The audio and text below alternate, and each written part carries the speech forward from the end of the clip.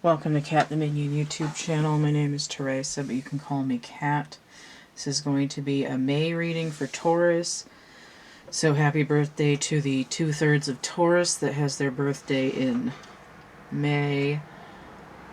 This isn't a set spread. I'm working on practicing with new Oracle decks that I got last week. So I've got the Starseed Oracle.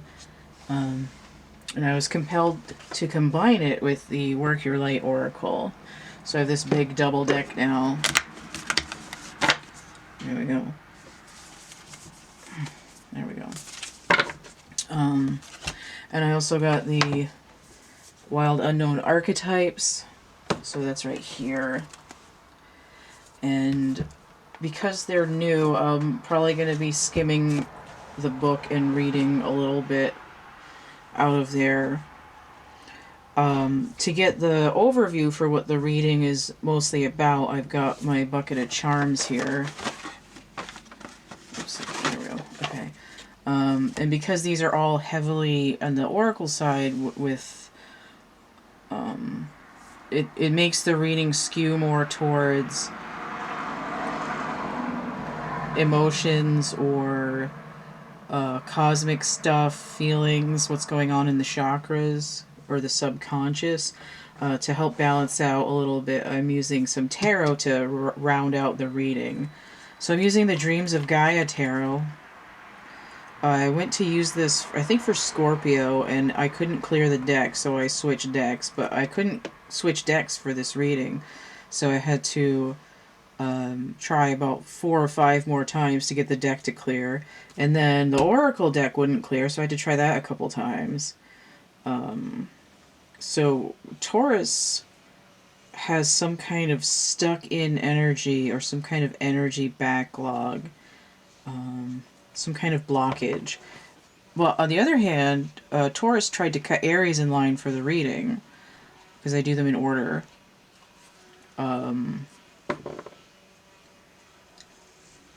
And then I was like, hey, wait a minute, I'm not reading for Taurus, now I'm reading for Aries. So I had to clear 2 of the decks again and start shuffling over. But Taurus kind of chomping at the bit a little bit while still having some kind of residual energy that's preventing a flow through. Alright, so let's look at these charms. So I have the scale books, history, geometry, and I was going to say stenopad. It's a composition book with a little pencil there. Alright, so we have books, school books. This mushroom kept looking at me, so I manually pulled that out. I did kind of like a popcorn popper thing where I just kind of shake it until like this, until they fall out. This one landed on the top of the box, so I held that with my thumb, and the pants came out on the top, and I shoved them back in, and they came out immediately afterwards, right side up. So look at the pants.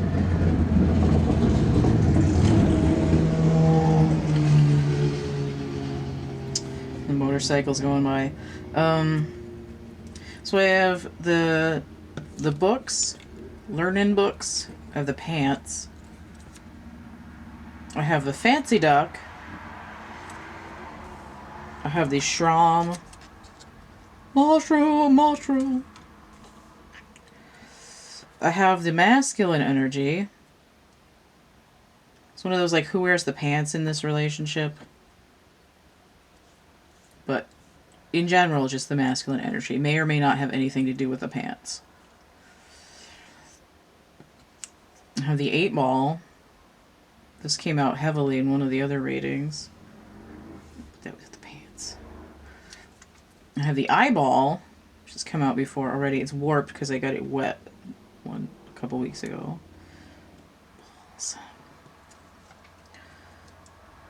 I have the battery, low energy.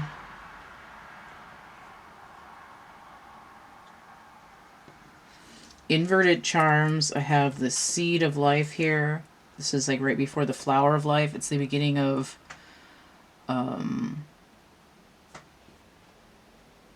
the shape of and movement of energy in the universe.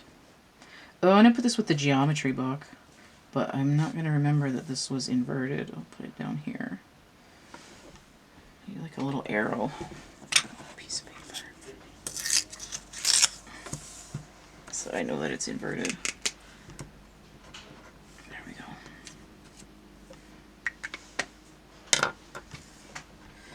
So the tetrahedron, this has come out repeatedly in these readings. Put that upside down as well with the geometry.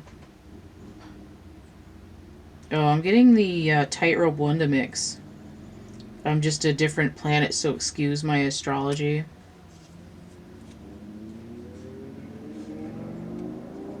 The other inverted charm is the bat.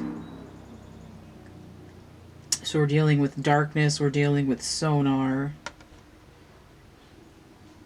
possibly persecution and mythology. So I'm going to put this with the 8-ball and the eyeball. Because the 8-ball is limited perception, right? You can only get so many messages out of the die that's inside the thing. Come on, motorcycles, give me a fucking break here. It was quiet when I was sitting at my desk letting my food settle. And the eyeball is like the third eye, right? The sonar. It perceives over a wider range. And perhaps a tool to be able to open up that perception is the mushroom, right? You might not actually have to take shrooms, but it's this idea of I'm looking for tools that help me open up my consciousness, right? Here we have the crown activation on this duck, perhaps also something to do with emotions, right? Open up the heart center. And I think, like, disconnect from being able to see where you're going, disconnect from the natural shapes and rhythm of the universe can lead to energy issues. Like, I'm tired.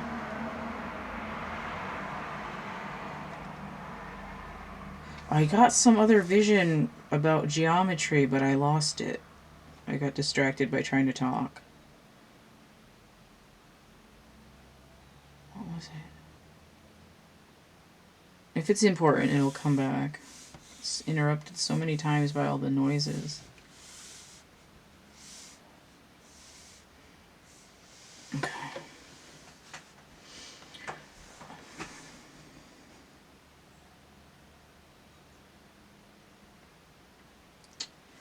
I kind of feel like the masculine, and even though these pants are upright, I feel like the masculine energy is feeling pantsed.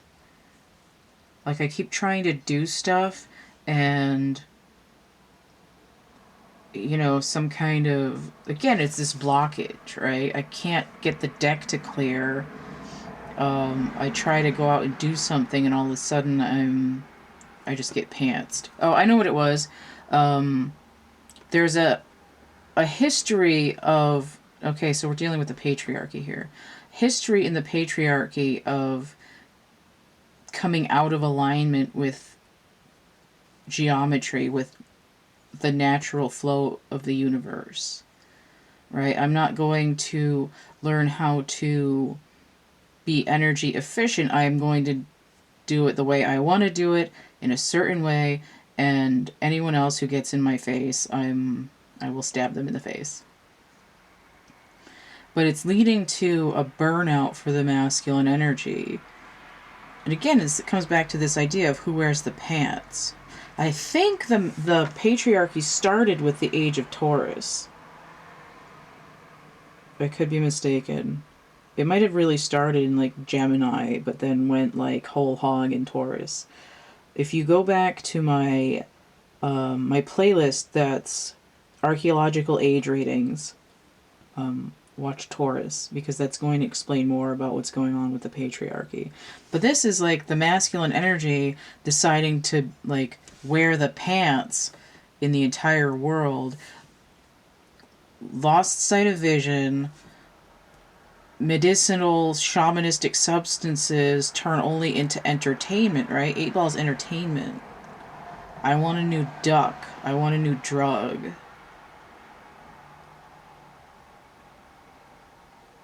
But ultimately, the patriarchy is leading to a burnout, right? It's turning acid.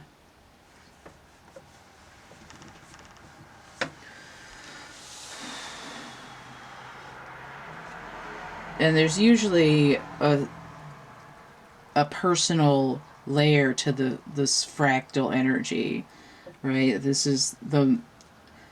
There's a medium scale where it affects the whole world. There's a large scale where it affects the whole universe. There's a smaller scale where it just affects people.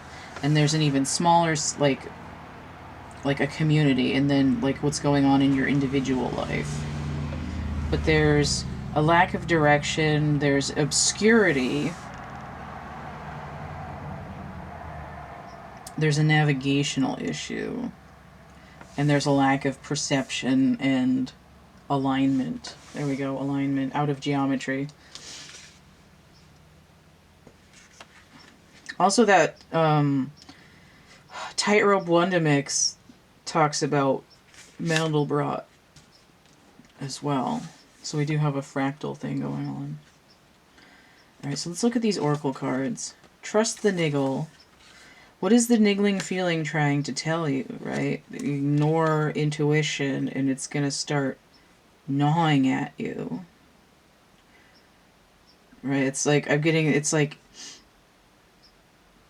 if you pee your pants. Like, what is that? Like, it's really uncomfortable. Right? And the sensation doesn't go away until you change your pants. What is that dampness trying to tell you? What does it mean? Like, maybe I should have gone to the bathroom an hour ago and I didn't because I ignored that feeling. And now it's a problem. Karmic relationships, Orion energy, polarity, soul growth, and conflict. That sounds a lot like the entire patriarchy. Look at all this water, right? These people are worlds apart emotionally. They can barely even see each other. And look at this, there's a trifold goddess here. But we could be dealing with a person and their ego at odds. These cards are inverted because there's confusion, resistance, or delay. I am going to read this karmic relationships card from the book. So this is also inverted. Answer the call. What is your soul calling you to do? Right? It's like your bladder isn't going to tell you you need to release some water, right? Emotional water. Now you've peed your pants. The call of nature refuses to go unanswered. Terrible analogy, but there it is. Especially since a couple of the other readings had the toilet in it. It's all about what was shitty and not shitty. Karmic relationships. JK.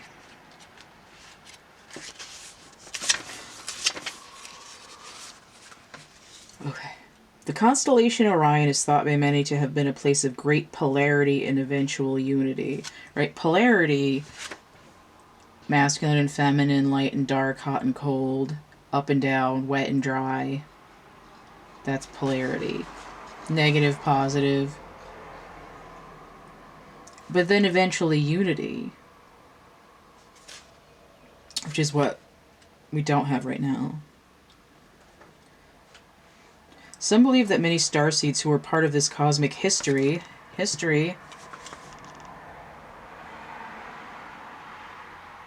are incarnate on Earth now and are playing out karmic relationships from Orion times. Perhaps you're one of them. Polarity causes conflict and highlights separation, right? People that vehemently don't want anyone to vary in their gender roles or stereotyping.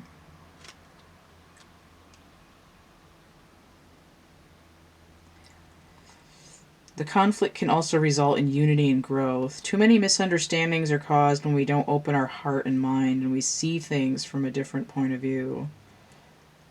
When we go in reactive and second-guessing mode instead of gathering the courage to open our heart, we should admit that we may have reacted because of our own woundings. This is that battery acid. People fighting over energy, spiritually and emotionally. Someone wants to... Again, somebody wanting to wear the pants in any relationship, whether it lasts for a minute between people passing on the street or decades of people working together or living together.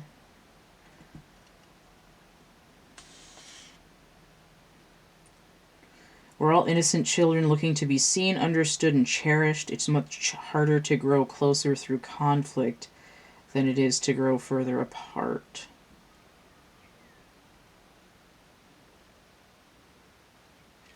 Oh, okay, I see.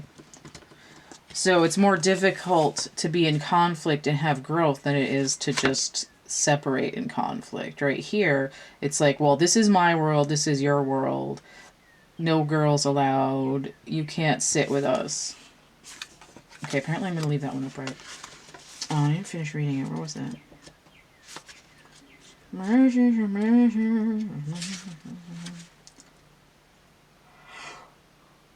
That's not the one I wanted to read.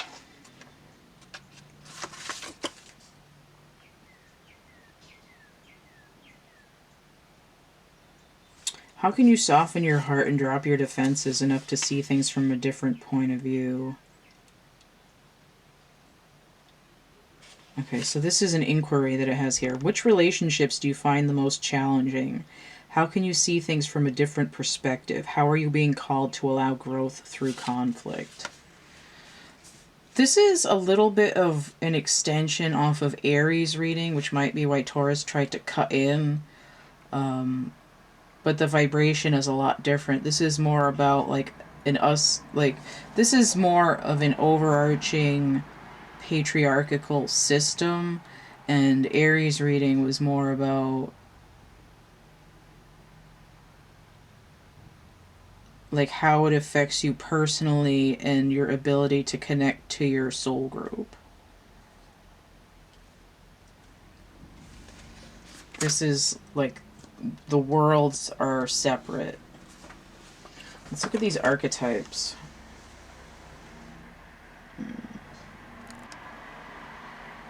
Okay, so the archetypes. The hunter. Oh, I got Led Zeppelin screaming in my ear. Number 9. Right, this is a very masculine energy. It's giving me Aries energy. What would it be? Like Knight of... Giving me a little bit Knight of Wands. But I don't think there's a hunting archetype in the tarot. There is in some oracle decks, though. The King of Wands? No. The Maiden. Okay, this has come out previously in readings.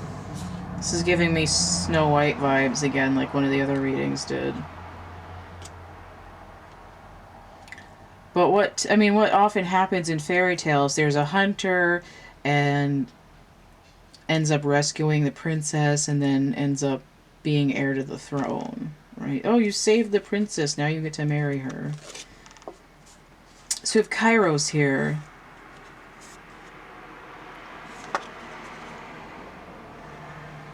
I'm not quite sure what that one is. It's one of the initiation cards.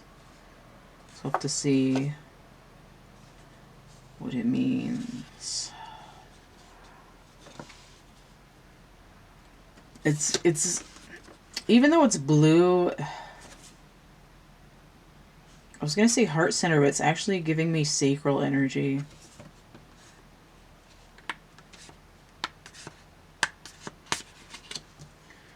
I'm gonna read Kairos first because I went over the Maiden recently because I just had it a couple of readings ago in this set. So look at Kairos.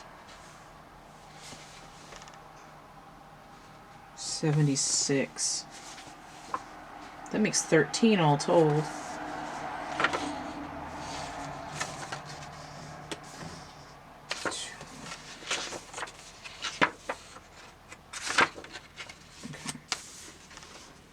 Oh, mythic time and synchronicity. Okay.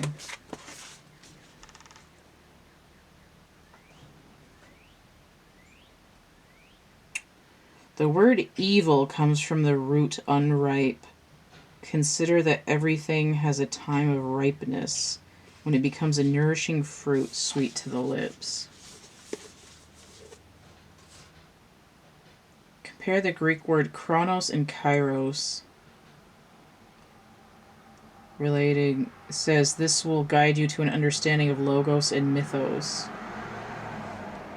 Like word and mythology versus time and universal time. Okay. Time standing still, slow motion, losing track of time. Mythic time. There's a secondary time continuum that goes beyond any earthly clocks and schedules. This is talking about the Yuga cycle.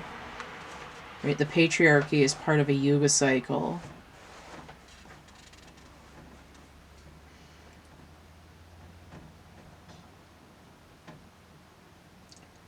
Although not specifically, but that's what I'm getting for this reading.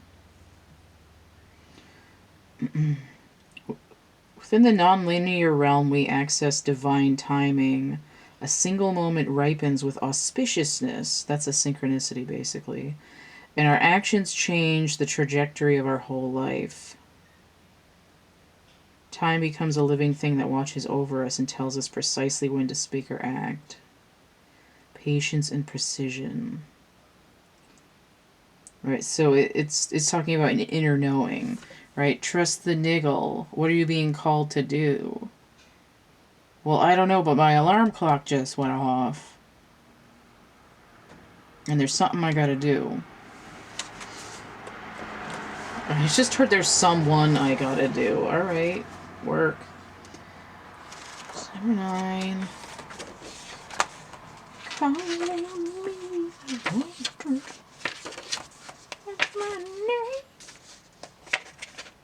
Oh, the maiden and the hunter are next to each other. 8 and 9. Let me put it this way.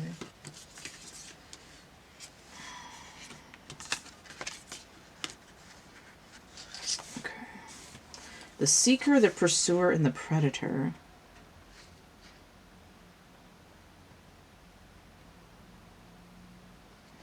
Study the Greek goddess Artemis. Notice her nuanced relationship to the moon, the earth, and the feminine. The predator honors its prey with a precise and skillful hunt. The hunter deeply reveres the life it aims to take. This is not so true of the patriarchy right now. Right? Patriarchy says, I want whatever at all costs. If I want what you have, I will kill you. If I want a food, I will kill all of the animals in the area. If I want a resource, I will kill all of the plants in this area and the people to get it. Right? It's like if you stand in the way of what I want, you're dead and I don't care.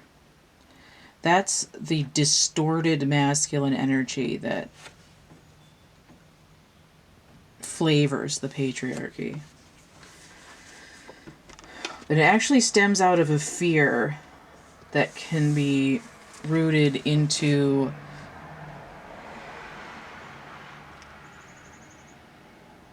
like the uncertainty of like global disaster kind of stuff. Like a traumatic climate event.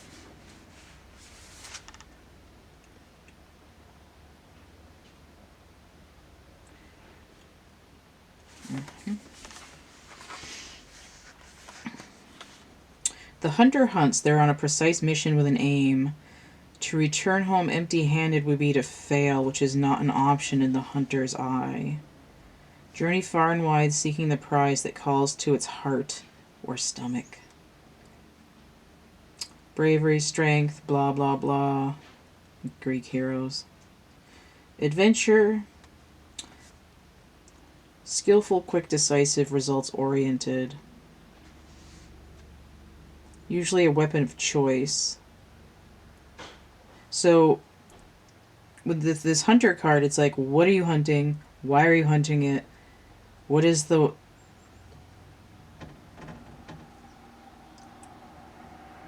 weapon I hold so tightly in my grip? And, like, do you actually need that weapon for the task at hand? Right? It's like, to a surgeon, every medical problem, the solution's going to be surgery.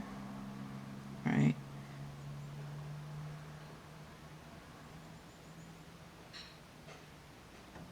It's like, my throat hurts. Well, let's cut part of it out, whether it needs to be done or not. If the scalpel is the only tool you have, then every problem looks like cancer or a facelift. So it's coming in kind of with a negative connotation here. But traditionally, the hunter would be more like a forest ranger than someone who's malicious. Or at least what you would hope a forest ranger would be like. Right, much in the same way that a king wasn't necessarily the ruler of the land, he was the protector of it. Like a curator.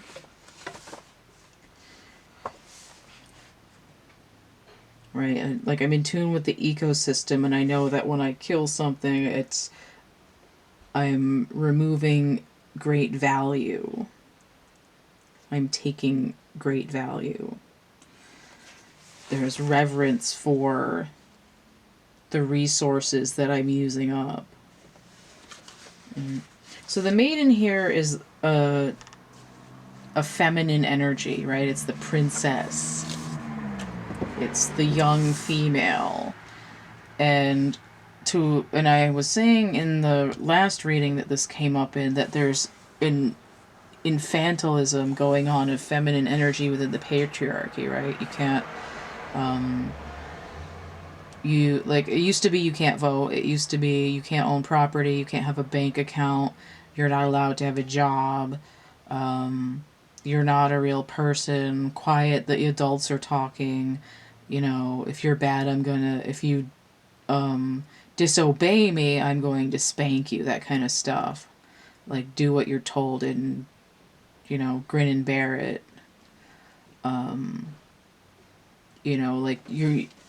The entire feminine energy not allowed to grow up or be treated as equal, right? The man wears the pants, women can't do it. And it's the way the patriarchy has been set up, right? It's nothing about individual gender identity or expression. It's the framework of the patriarchy. Taking the resources, the women count as resources. They're not people. Therefore, maiden is chattel. The younger, the better. Like, I don't want something old and crusty. Get rid of it.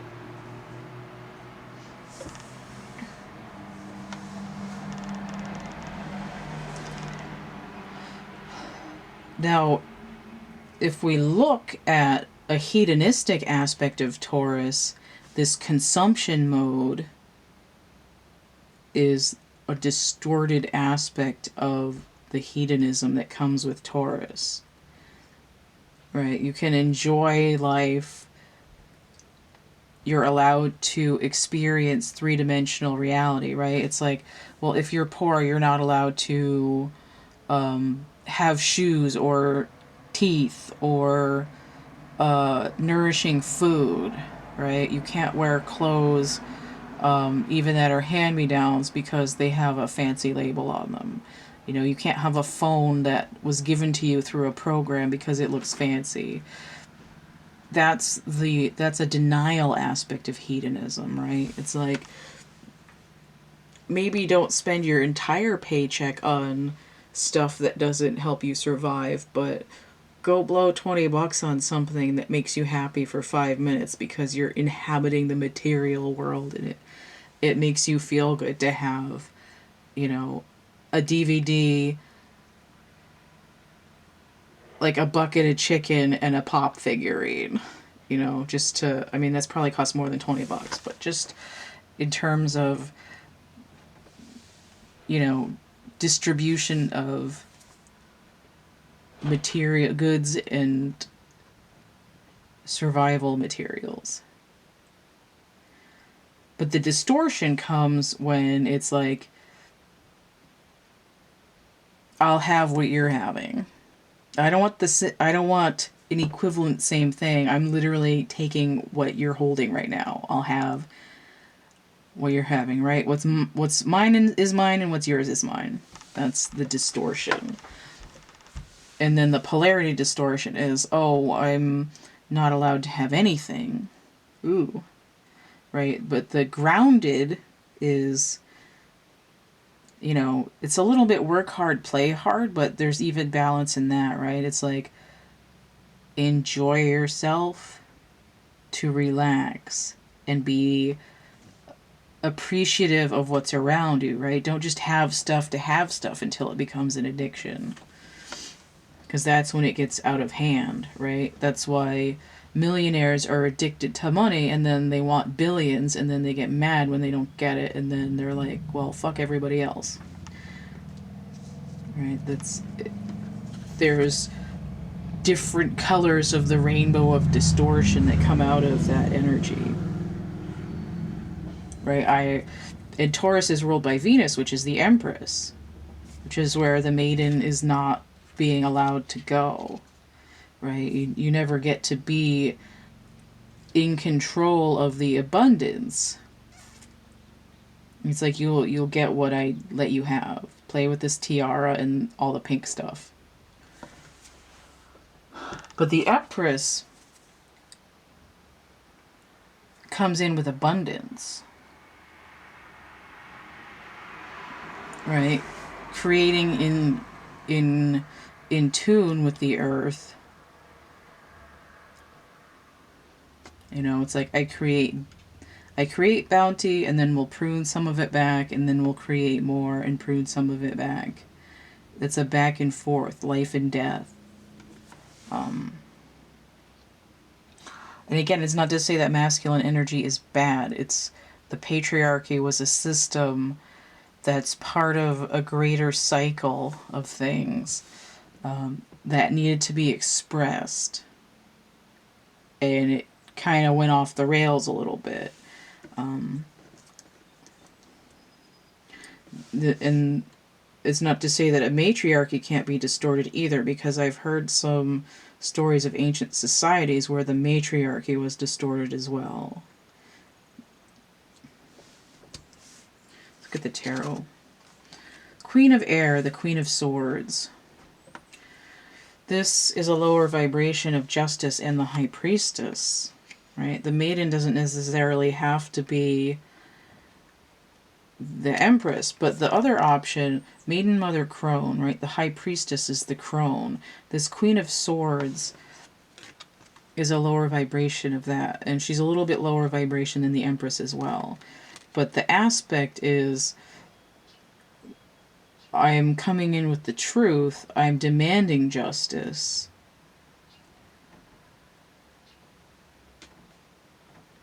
Right, I'm standing up for myself.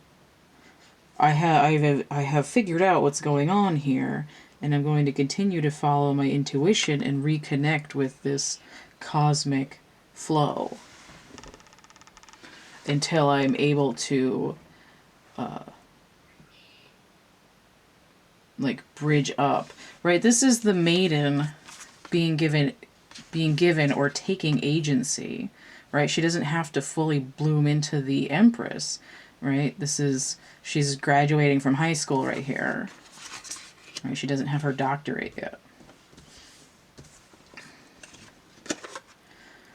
Masculine and feminine. This is the Page of Wands in this deck. Number 11, right? 11 is the masculine and feminine energy coming together. It's also universal timing. The energy that I've given... Didn't I say this was like the Knight of Wands? I was thinking it was kind of like the Knight of Wands. And I have the Page energy here. But I've assigned it Uranus energy, which is like the Fool. In order for the masculine and the feminine energy to achieve this balance, they have to be even, right? 11, that's a lower vibration of justice, which is coming in with this 13, a transformation, right? The feminine energy is calling back her voice, right? The throat chakra is swords. And what happens is that the core the solar center, the core, goes into this new cosmic consciousness with this Age of Aquarius thing, where the balance is being demanded, right? The patriarchy can't keep going on wandering around with piss-soaked pants because they refuse to, take them off to go pee, to let out their emotions. That makes sense.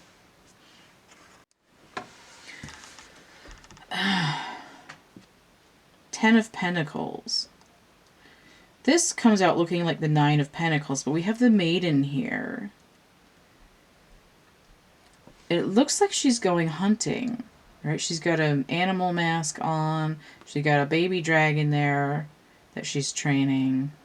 She's in the woods. She's maybe hunting this deer.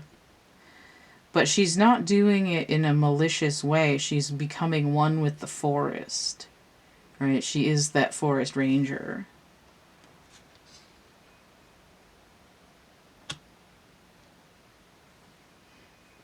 This is also like the combining of these two cards, the masculine and the feminine joining together. And then we have the Queen of Earth. This is moving more into that Empress. And there's Taurus right there on the card. Queen of Pentacles energy, though, is actually Sagittarius and Capricorn.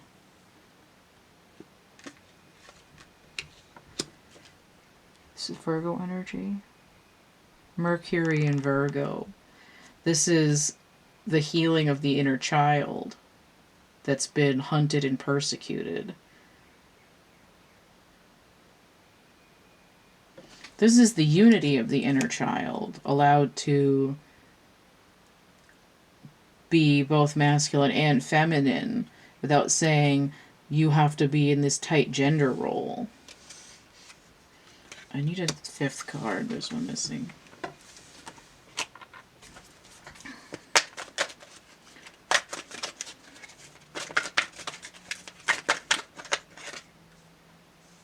There we go, the Ace of Pentacles. There's the baby dragon all grown up.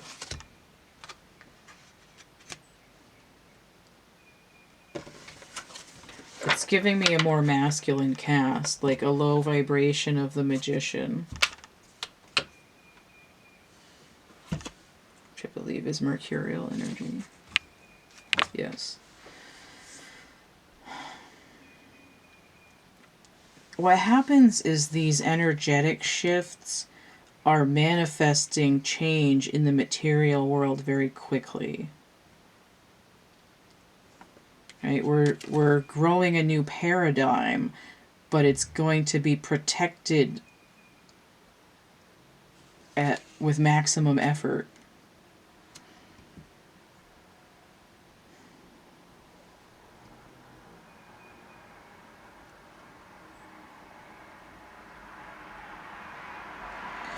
Right? It's like the maiden stands up for herself. There's a unity starting to form instead of greater division. She gets the keys to the forest, and then all of a sudden it's like, thump, like your chia pet puffed up in like an hour. Right? She went green. She manifested. She's co-creating with the earth instead of fighting against it. Restoring the natural order of things. Right? And the seed here, this seed was dormant. Right? There was no growth. And the growth is because the patriarchal energy ended up getting more and more distorted until it completely blocked off, right? Why the deck wouldn't clear. Or the other deck wouldn't clear. But this chomping at the bit, like, I gotta get more stuff. But we do have a quick switch here.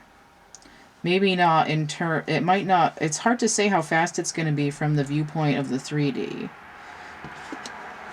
But in universal timing, it's a very quick shift into balance and manifestation. Right? It's like I'm going to heal the world, and before I'm able to bridge up. But this seed is really alignment, in tune with the earth, which Taurus is earth sign, right? It's grounding.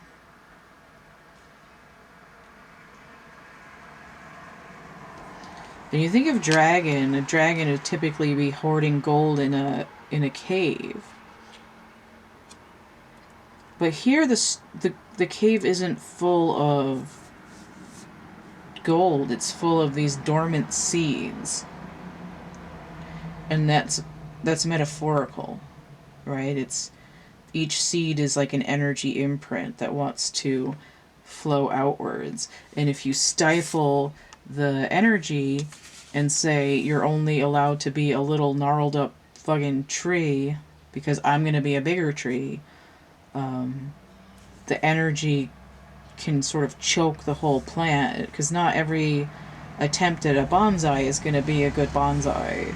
You might just get a stumpy little plant that dies or is sick for its whole life. I think that's it. There should very much be like a day-to-day life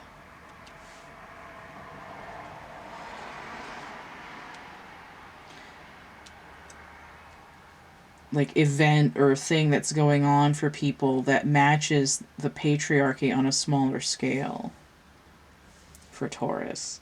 Either that, or this is the energy that Taurus is going to be anchoring during May. So, happy birthday there. But, I mean, I think the cake is going to be worth it. Alright. If you want to get a personal reading, you can... the camera's getting hot. There we go. Okay. The complete list of readings I offer and how much they cost is going to be in the description box underneath here. You can email me if you want to get one of those readings. All of these links are going to be through my Linktree, linktr.ee/CATtheMinion. If you'd like to help keep my channel chunking along, you can donate, energy exchange, hit that tip jar, PayPal, Cash App, or Venmo. And I have merch and prints and actual art items. There's a coupon code for Etsy, 3 or more items, 17% off. If you go through the link tree, it should pop in at the top of the screen there. I've got some foam lotuses, drawings, paintings, watercolor, a couple of plushies. And then the prints are like flat framed kind of prints or not framed. And then, you know, mouse pad, cups, shirts, phone cases, and stuff like that. A lot of them are going to be psychedelic, and then there's some like celebrities and book characters. For those, I'm going to be donating percentages to charity and then increase the percentage when I can afford it. I think that's it. There's like fashiony stuff, a couple of mythological creatures and dinosaurs and things like that. So that's all in the art and whatnot. Don't forget to check out my playlists tab, my discussion tab, and stay groovy, and we'll see you later. Bye.